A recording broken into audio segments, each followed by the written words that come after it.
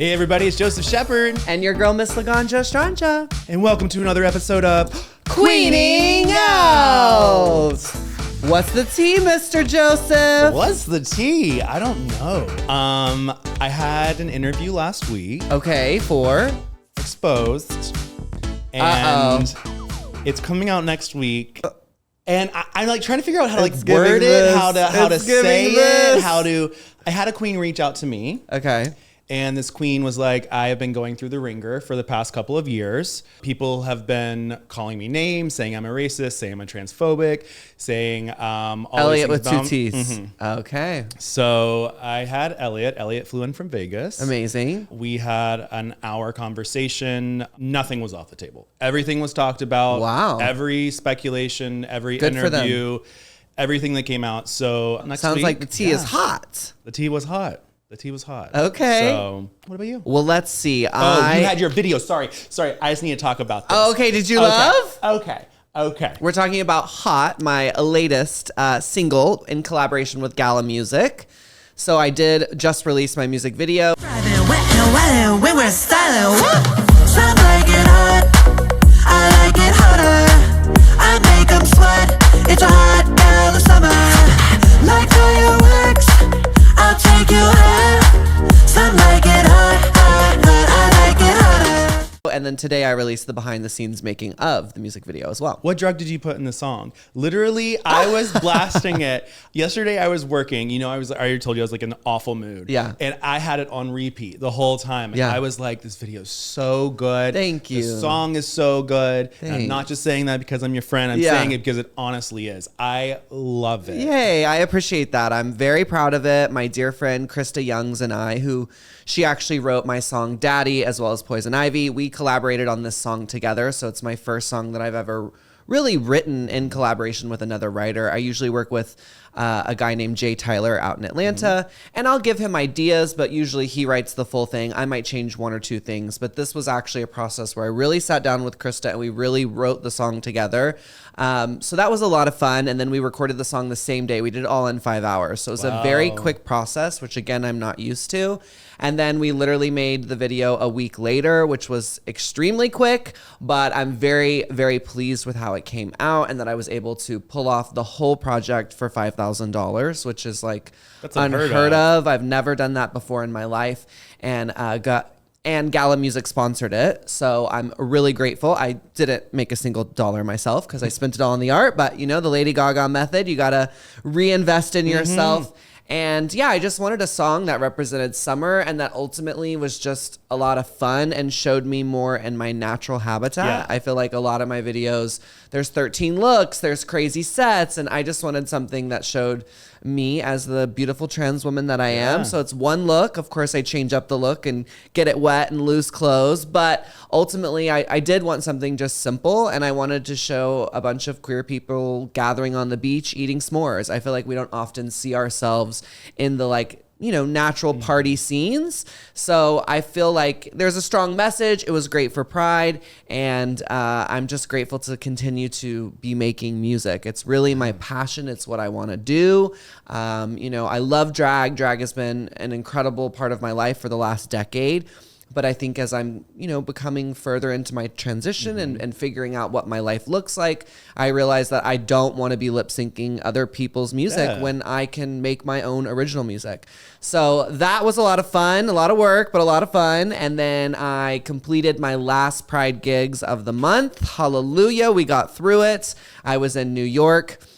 And then I went to San Francisco. So it was a crazy weekend, but it was a lot of fun. I'd never been to San Francisco Pride before. Okay. And it was so much fun. It made LA look like shit, to be honest. LA is like so commercialized. Everyone was like going to Coachella, whereas like SF, it was like genuinely a eclectic mix of people. I saw things I've never seen in public before that I couldn't even show on my vlog. But it was great. And then Billy Porter brought out Nancy Pelosi as like a surprise. So that was so cool to see that, to be a part of that. Darcy put on the whole project, who is a big inspiration of mine. She is a legend in San Francisco. And they also put me in this insane hotel that overlooked like downtown San Francisco. And up on the top of one of the buildings were these giant screens with images of Peaches Christ being projected. Another icon and legend in the community. So it made me fall in love that much more with SF. I love it every time I go. It's just so expensive. And I do think it would be difficult with my job to always have to travel in from SF, which is why I stay here in LA.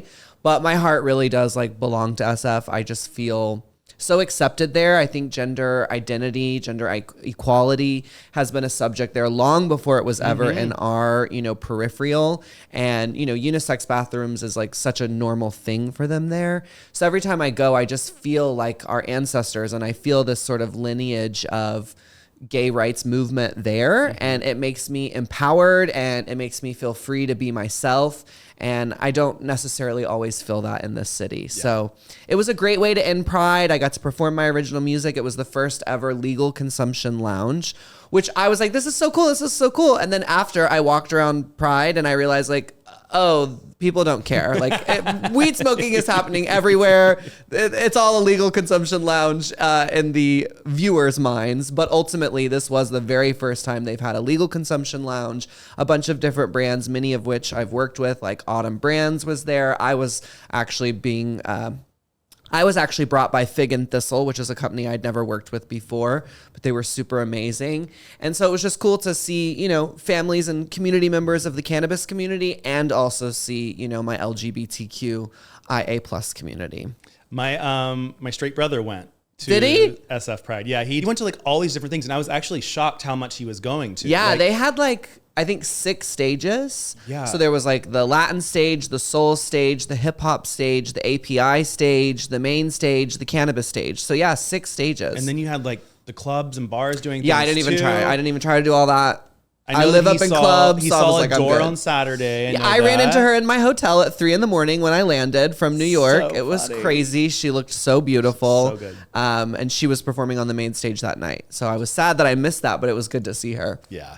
And then he sent me videos. Are you a Chappell Roan fan? I am, sure, yeah. I was dying. I put them up on my story, but he was sending them to me all night, and it was... Oh, I saw these. He was like at the bar, and every drag performer that came out just did a different version of the same song. It would just be slowed down. Oh, I don't think I clocked that it was the same song. Yeah, so it was the same song, but they like slowed it down. Sure. And then the next performer did a sped up. And the next performer did the regular. And then the next one, they did a karaoke. So they had the lyrics all come, and they made the whole club sing. Hilarious. So I was like, that's so cool. I love it. Yeah. She's super cool. Love her music. And she's sort of taking over the industry. It's kind of crazy. I literally discovered her not that long ago.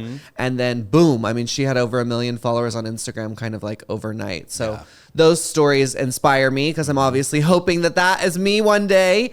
But yeah, I think San Francisco has their pulse on what everybody is really into.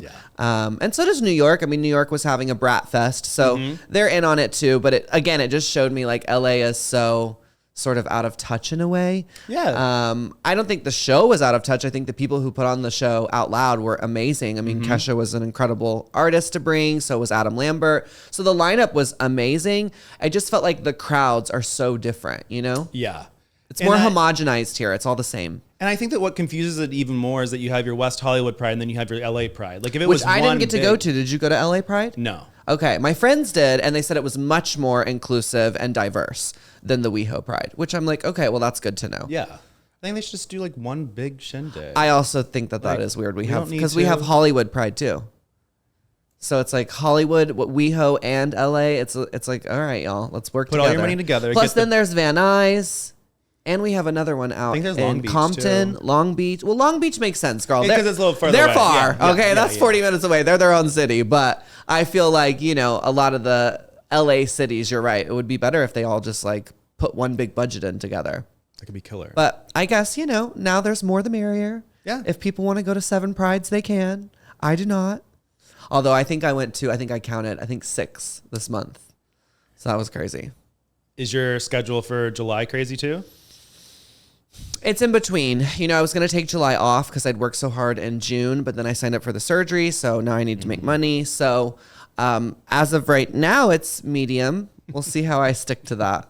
Yeah.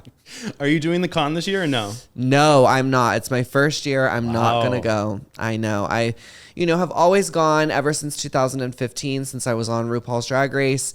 And it's just lost its magic for me. I feel like ultimately, I never made money. I always broke even. So I stopped doing the booth, and then I would just go as myself and do like press and walk around. But then even that has gotten more and more challenging over the years to like just go and walk around. Yeah. Not saying people are disrespectful. They're not. They're excited. They want to take pictures. I understand that fully.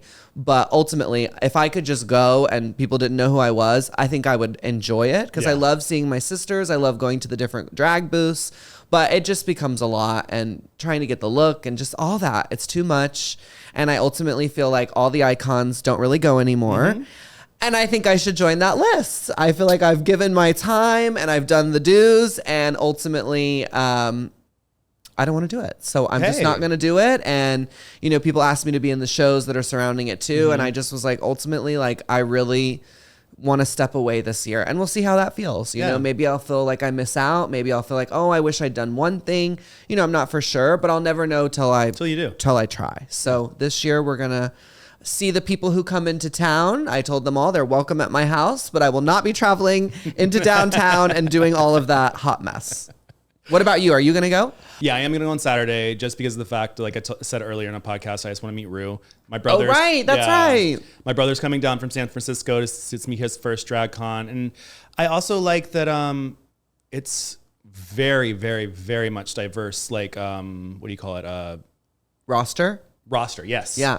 It's a lot of different international girls and stuff. It's probably going to be the most they ever had. I think that my only thing is that, like you said, like when the big talent stops going, it's kind of like...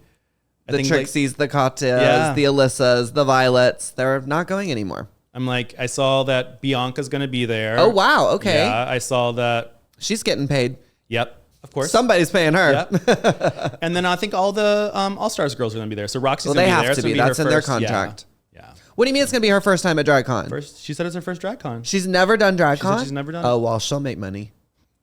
She'll make some money. Absolutely. Good for her.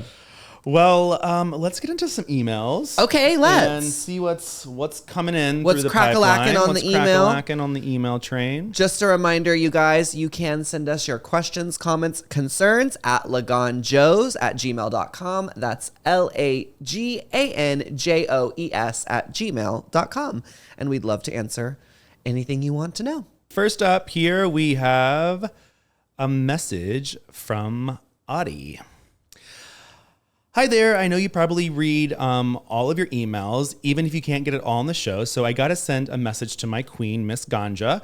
I'm so freaking happy for you on your journey. I just want to say how much I look up to you. Everyone's transition is valid, and we all got to do what's right for us. But it's really cool to see women keeping their facial features these days. And you choosing to look like yourself makes me so happy because I've loved looking at your face since season 6. Your face is stunningly beautiful and feminine, so it must feel amazing to find a doctor who sees that. It's so lovely to see some self-love, which is rare nowadays. You're setting an example for young people and kids to see someone like them just loving themselves. I wish you all the best and a speedy recovery. Take care of yourself. As a trained dancer, I imagine you're great at listening to your body and handling pain, but still, be safe. I'm excited that you're thinking about keeping Queening out after All Stars 9. It's a brilliant idea. I love how you're mixing in some personal stuff with the format, and I think it could totally hold its own as an episode. I'm thinking of Alaska and Willem's podcast. Every week they have their chat show, Hot Goss, where they talk about events in their life, gossip and politics, and read DMs. I love hearing about everything that's been going on in your week and just listening to you two chat. Your friendship and chemistry are so special, and Joseph, you're a natural interviewer. I'd watch you talk to anyone, especially my queen. Sorry for the epic email. Definitely not for reading on air, but as long as you know. Love you both, Addie. Thank you. As we read it on air. As we read it on air. Well, that was very sweet. I appreciate that. I have been pulling back my double chins in the mirror, being like, will this be enough? Do I need FFS? So just know that even though I ultimately am grateful to find a doctor who says I don't need it, it doesn't mean that I'm not still self-conscious and that I don't consider it, or that it isn't something that I think maybe down the line I could want. But ultimately, right now on my journey, no, that's not my focus. My focus is my body. When I look in the mirror and I see my face, I see myself and I see a woman. And that's where I'm at right now. But I've learned, you know, even in this journey, when I first started this transition 3 years ago, I was like, oh, I'll never have surgery. And now here I am. So I've learned that things change. It's sort of like how I've always said, I'll never go on All Stars. And now I'm saying, well, maybe I will. You know, it's like things change. So we have to be willing to be open to that. Yeah. But also we have to know what we want and what our heart says and to go at our own pace.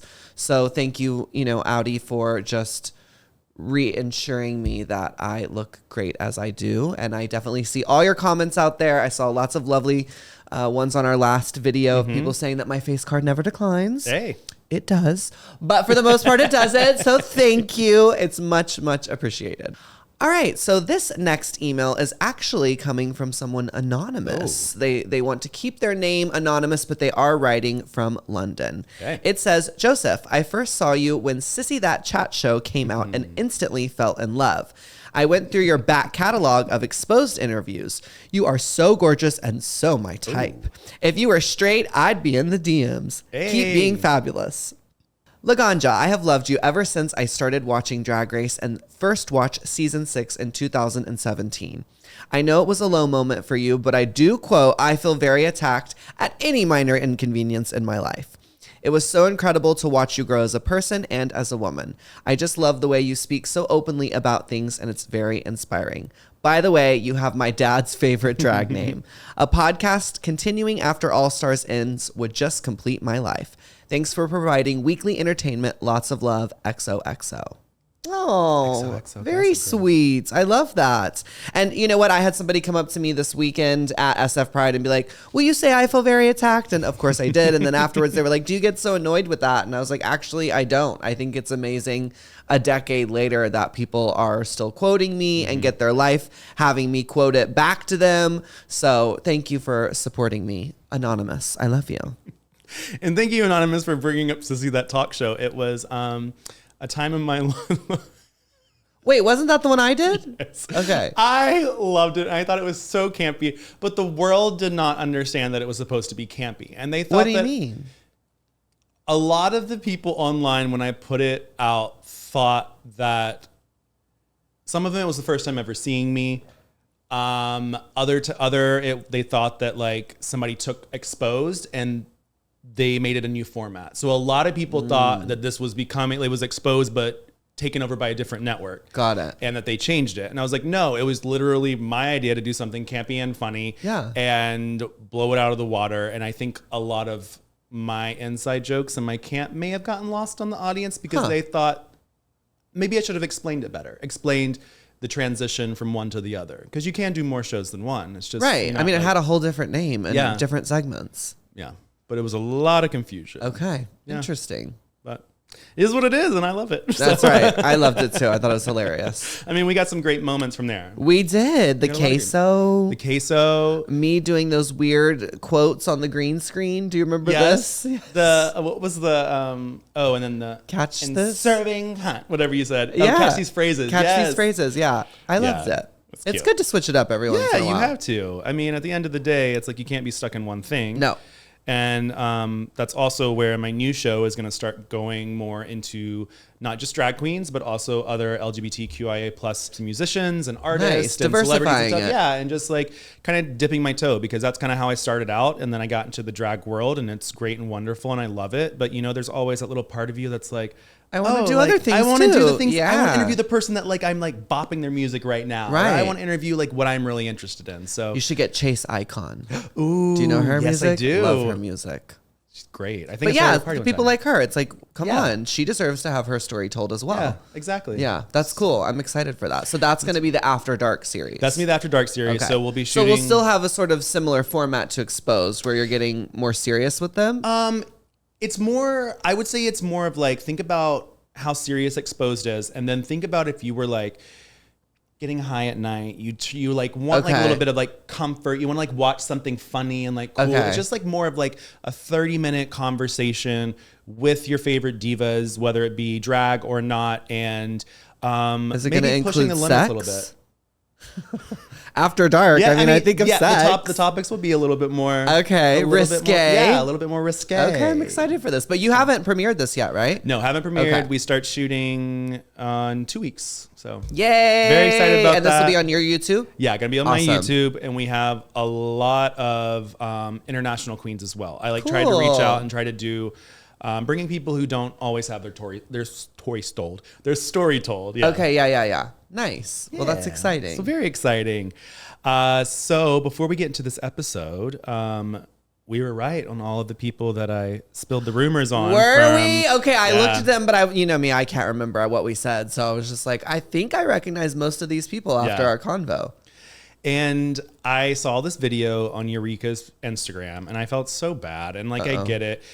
So many people went after Eureka. For what? There was all of the drama, like Kimchi and the Eureka thing. And then people were saying Eureka, or Kimchi was saying that Eureka smelt on the two or whatever. So literally all the comments were like, oh, I can't believe that you got the stinker there. Smelly, blah, blah, blah.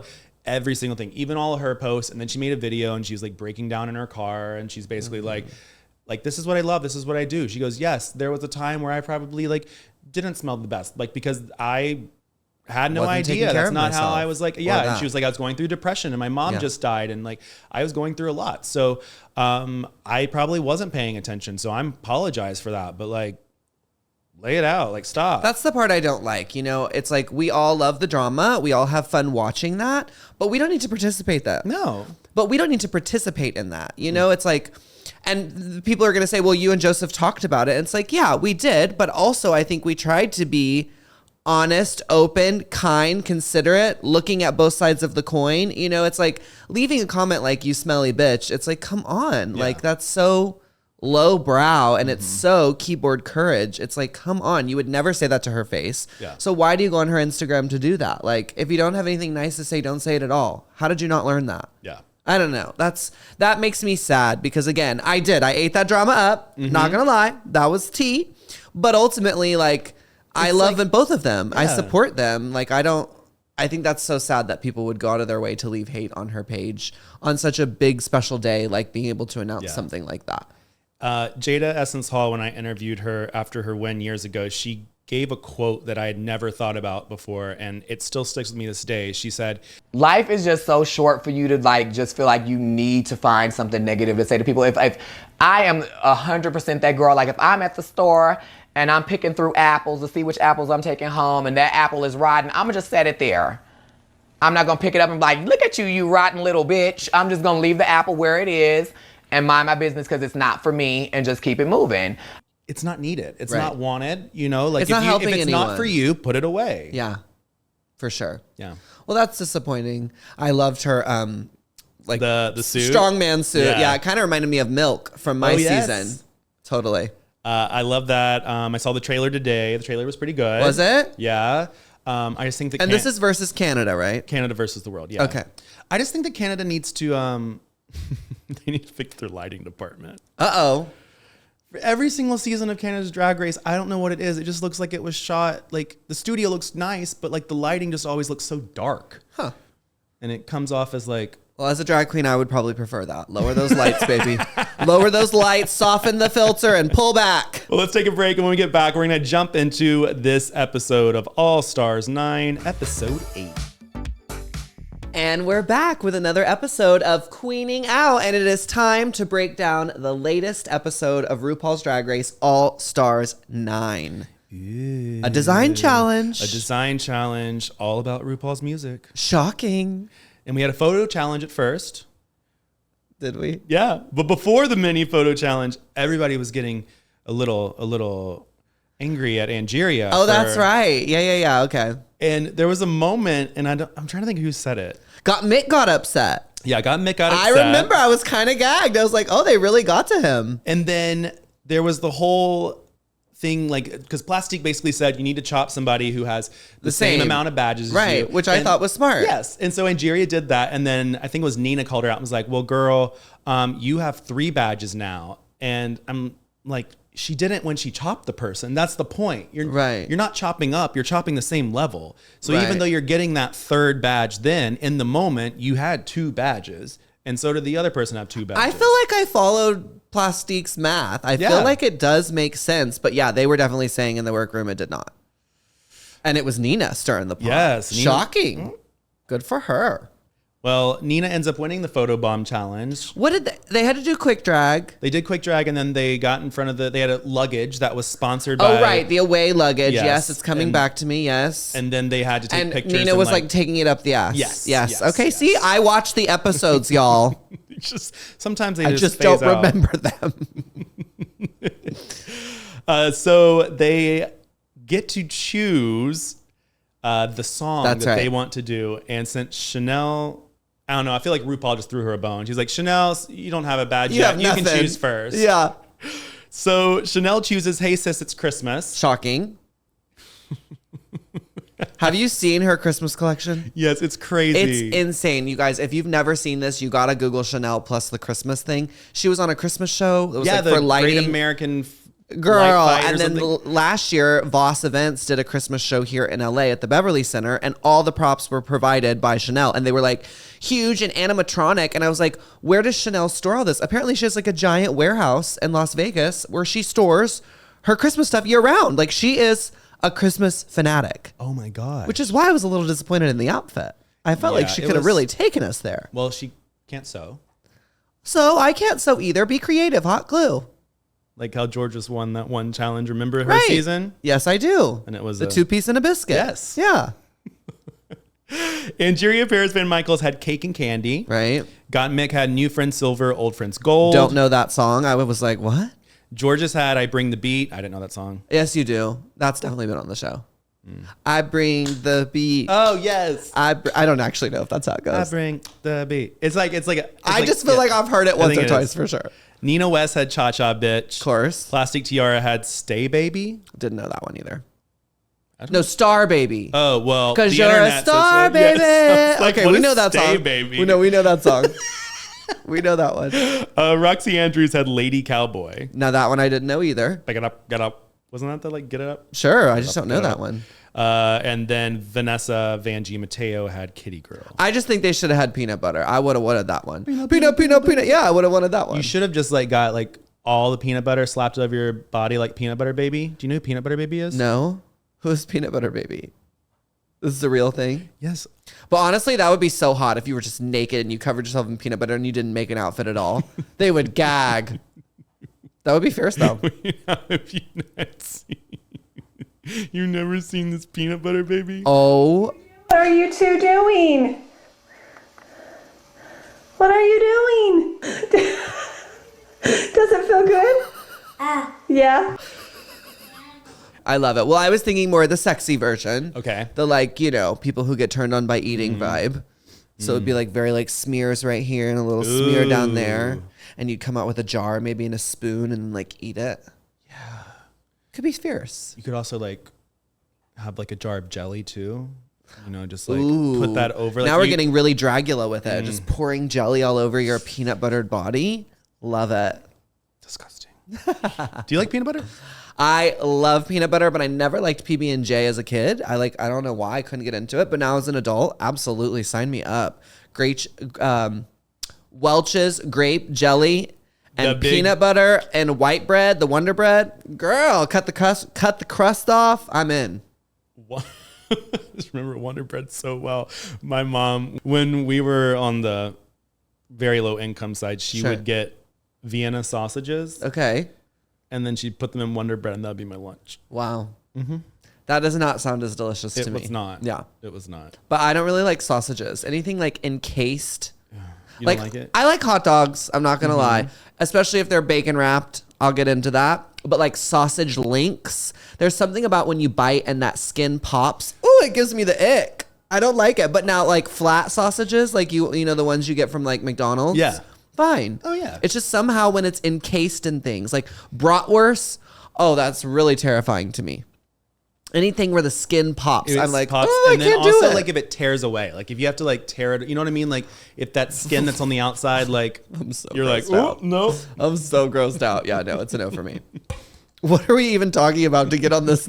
Peanut butter and jelly. Oh, right. And then we said Wonder Bread. Okay. Oh, see how we just go on a tangent? I love it.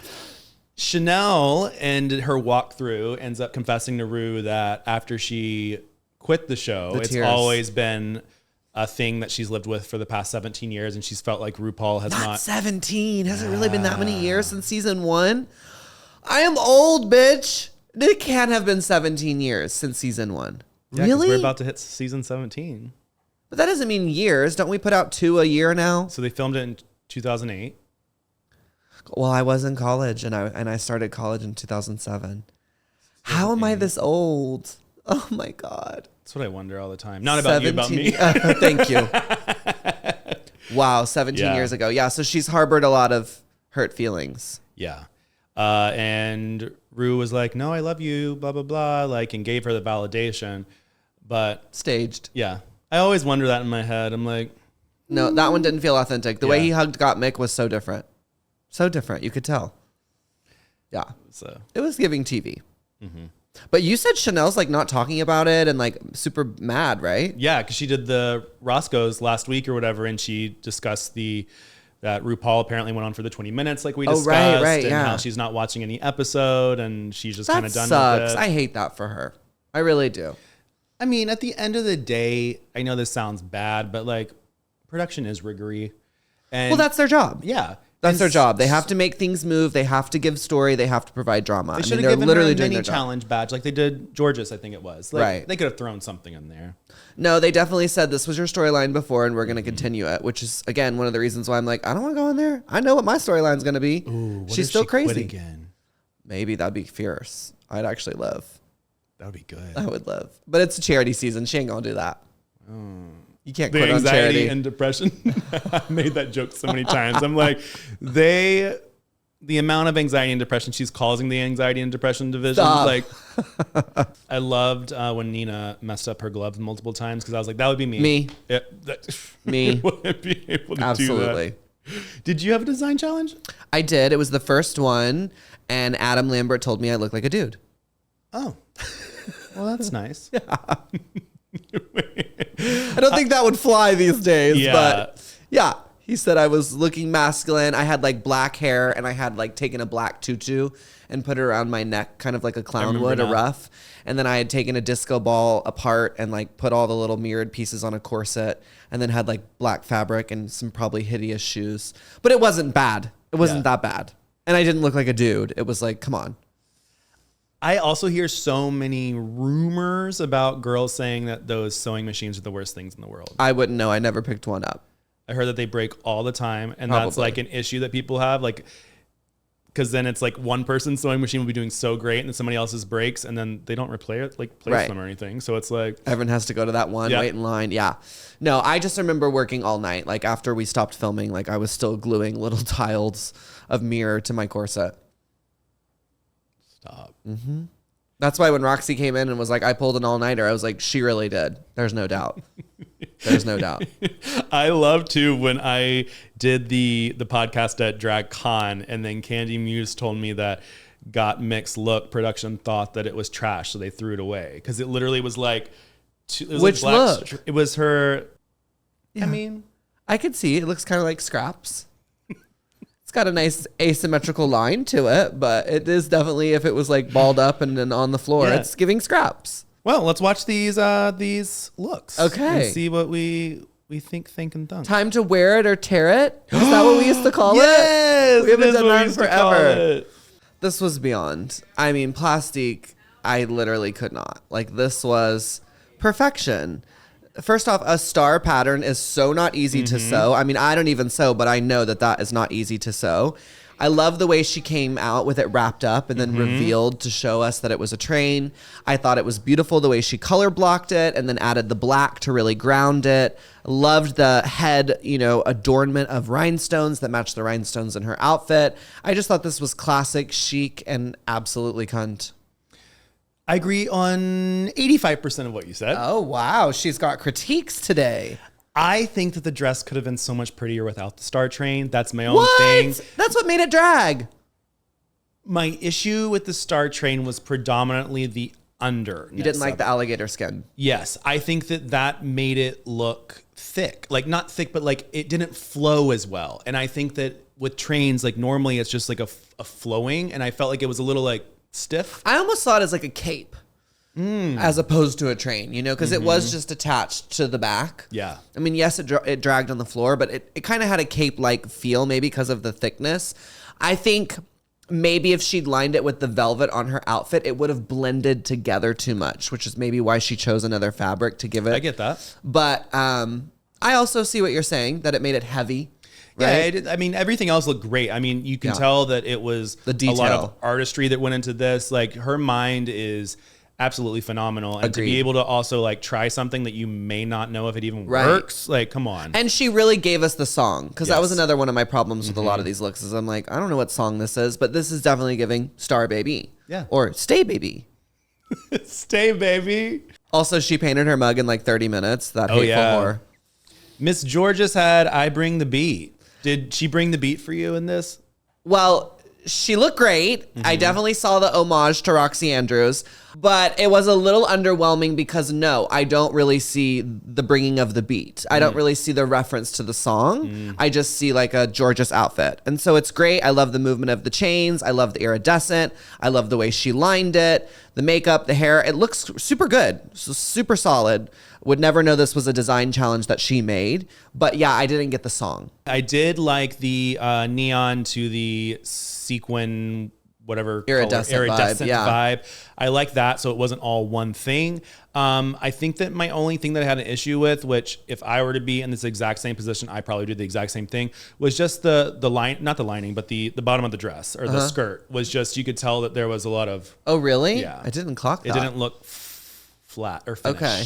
Well, I did a review of this episode with Yuha while I was in New York, and one of the suggestions she had was if she'd come out with a big, giant pair of earphones. And I'm like, you see, that's so smart. That would have really set the look off and given the whole idea of the beat. Also, it could have been I Bring the Beat, like makeup. So she could have had like a makeup palette. I just thought of this, but that could have been like a different way to interpret beat, as in like the beat of your face. So that could have been another alternative. But yeah, ultimately, like I said, I just didn't get the song. Could have asked a production assistant to get her beats. Okay. I didn't know where you were going. I thought you were going to say get production to beat her up and she comes out black and bruised. I'm like, okay, wow, we're getting dark here. Got Mick and new friends silver, old friends gold, where she, what do you call it? Knotted it all? Braided. Braided it? Yeah. A lot of people were really big fans of this look. And I think that it took a lot of work. I was not a fan of this look. I was not either.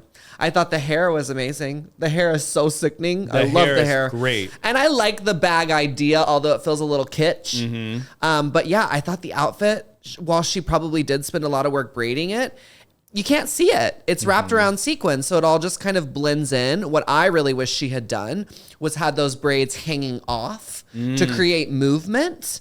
Because I think the idea and the concept was absolutely there. I loved the braiding idea, bringing the silver and gold together, but I just thought wrapping it around her body the way she didn't give her much shape. And ultimately, it just didn't have that big wow like Plastiques did. You know, it just was a simple little mini dress. I give it up to her for trying something new and something different. It's kind of like how I said with Plastique. It's like, it's either a hit or miss. You don't know how it's going to be when you're doing something so complex. I think that my biggest issue with it was just the strap, because the strap was so thick. Chunky, and everything else was like thinner. So if maybe she would have taken that strap, like you said, and just made a little fringy or something like at the a little end. Bob Mackie moment, you know? Yeah. Miss Chanel, hey sis, it's Christmas. Did you feel the Christmas vibes? I did. It's definitely giving Christmas. She's definitely hitting, you know, the song. I just felt it was a little underwhelming. Like, I just felt like she's so over the top when it comes to Christmas. So again, I'm going to go ahead and take critiques that Yuha said, because I think they were really good. They were saying she wished she'd done a big giant bow on the back of the dress and also lost one of these big corsages, preferably the one up top, because it's kind of blending into her hair and it's not really giving her a great line. Yeah. So I agree with that critique. I think that would have made this dress more dramatic, given it some volume. But yeah, overall, it just looked like she kind of put a lot of Christmas stuff together. And I know she was like, oh, I wanted to be tasteful and pare down, but I was like, I didn't really see that. I think she could have also used the, what is it? What do you call that? Corsage is what I called it. She could have used that for like the bottom of the dress part to make it kind of like an 80s prom dress. Okay. Like, I think that my thing is that she kept doing a little scoot, and I was like, oh, the scoot's because it's going up your boot. Or what? Or what about if she made like a giant ruffle coat out of all the bows and then kept the dress more simple? That could have been nice too. Because I did like seeing her in a short dress. Yeah. I don't feel like we've seen her legs or seen that silhouette, so I appreciated that. But yeah, it was a little underwhelming, and I feel like if you're gonna put a bunch of stuff on top, really take it there. So maybe if, like I said, she developed a coat or a big giant train in the back with all the bows, then that would have been, you know, more exciting to view. And I also think that the colors of it, the green and the red, and then kind of like the goldish colors, they all blended in together. And what I mean by that is that they were all dark hues. Okay. So it all looked dark. So there was nothing really popping out that made it stand out. Yeah, I can see that. Roxxxy Andrews in the Lady Cowboy. What did we think of Lady Cowboy? I don't know. I wasn't as in love with it as the judges. You know, she kept talking about in the workroom that she didn't want to make something hokey. And I do feel like she achieved that. It's not hokey. It looks great. But it feels a little bit more like a costume than like couture or like, again, like when you're looking at Plastique's dress, it's couture, it's now, it's fashion. Whereas this felt, like something you'd see at like a Halloween by a really good drag queen, you know? So I don't know. I just don't think she like elevated it enough for me to be super blown away. But I do think it was one of the tops. I mean, it is extremely well made. I loved the shoulder pads. I loved the use of the bandana, the fringe. I mean, you know, I loved her chewing the straw. Like she totally sold it. It was very good. But I do feel ultimately that it felt a little costumey. I see that. I also heard a lot of people were not fans of her hair, the hair color. They said that it made her forehead look big and that it blended in with her face. Maybe a chocolate brown would have been nice to ground it. And there was one thing that I would be afraid of if I wore something like this. She had a lot of butt sweat. What? In the crack. No. Yes, she did. Of the leotard? Yes. Are you sure? Baby. I didn't see that. Watch it be like, no, I was crazy. And I feel like I watched it on the high def. Okay, I kind of see it. It's like darker in the little area. Maybe when she does her little butt jig. Oh, no, they zoomed out. See, it's like that, like, boop, boop, boop. All right. Fine. I'm just saying, I'm not saying you wouldn't want that for yourself. No, because either, I feel like that's what would happen to me. But I for all we know, crazy. it's like her body oil. We don't even know that it's sweat. But you're right. It is definitely giving a different color. But look at that jiggle. That jiggle is a great jiggle. I've been trying to do it myself. I'm like, I'm not there yet. I got to wait till the BBL. But I thought that it was very well constructed. I thought that she did a great job. And it was definitely in the top. I don't know who was better than her. Maybe we'll see. Okay. Kitty Girl, Vanessa Vanjie Mateo. You're going to hate me, but I loved it. I'm not going to hate you for that. You liked it too? I just love how anytime she puts on something, she owns what she's wearing. I do too. I mean, it's not giving Kitty Girl at all. No. Girl, we can't see that leopard cheetah print at all. And it's like the simplest dress ever to make. But I don't know. She just looked good. And I was like, I'd wear that. It's cute. But it's not giving Kitty Girl. No. Like even if she had put some silver ears in her hat and her hair or like done something to give Kitty. But I mean, her hair, the way she sells it, she looked good. She looked like a hoe, and I like it. I also love that Rue said that the buckles looked like the pilgrims. It does. That one buckle especially is definitely giving pilgrim. But it was also giving like 90s when we did used to wear a bunch of belts, you know? I don't know. I liked it, but I think, again, like you said, it's because she sold it. It wasn't because it wasn't like a great look. Yeah. It was very like, let's go to the club. Like, yeah. But she looks good in everything she does. Like, like, I don't know where this confidence came from, but like... Oh, I do. She's always had that since I've known her. I think that she's had it, but she hasn't had it in the way of like exuding it 100%. Sure. She definitely is on this she's season. Very like, she knows who she is. She knows her placement. She knows how it's going to be. And she's not taking it too serious. Yeah. I like that. Yeah. It makes her fun to watch her because she's genuinely having fun. Exactly. Yeah. Miss Nina West for Cha Cha Bitch. I was so proud of her. I really was. I mean, is it my favorite look? No, but... You know, when I first saw this, when I was reviewing it with Yuha, I hadn't seen the episode yet, so I was just looking at it as a look, and I didn't love it. But then when I saw the episode and, like, really saw her, you know, talk about her body and not being comfortable in it and embracing it for this challenge, I related to that, and I can understand what she's talking about. And ultimately, her body looks amazing. She totally nailed the shape. Do I think it's a little matchy-matchy? I do. But... I think for her, this is sophisticated. It's elevated. It's different. She looked good. I think she looked great. I think that, in all honesty, even though she made the outfit, I think it's one of the best outfits that she's worn all season. I think she did a great job. So much better than that clown thing. Oh, yes. So much better. Night and day. I forgot about that. Yeah, you wouldn't even think that the same person made those. I think the only thing I was not a fan of was the headpiece. The headpiece, I thought... Because it blocked her face too much? Yes. I thought it blocked her face too much, but I liked it. Yeah. I think that it went. I just think that maybe if either it was placed a little higher or a little bit smaller, it would have been. Yeah. But I think she did a great job, and I was like, okay. Work, queen. Good job. Yeah. Angeria, Paris, Van Michaels, and Cake and Candy, and I'm going to go ahead and tell you, you're going to say you hate the hair. I just didn't like it at all. I think the hair is cool for this look. No, it's not giving Cake and Candy. I mean, what about this is giving Cake and Candy? Because it's pink? No, it's not giving Cake and Candy. I mean, is her butt out? Not really, right? It's just a leotard and chaps. Yeah. Like, I felt like it needed to be an outfit like Detox's where the full butt was out. Yeah.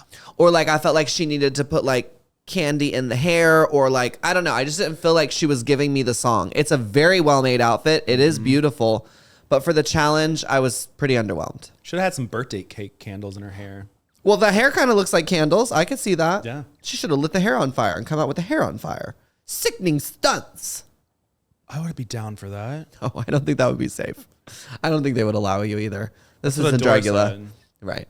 That's kind of She wanted to use fire and they said no. because they asked her to come on All-Star 6. Okay. And she said she wanted her talent show to be something with fire. Fire breathing, and, yes, Yeah. And then okay. they were like, no. And she's like, no. It's like, well.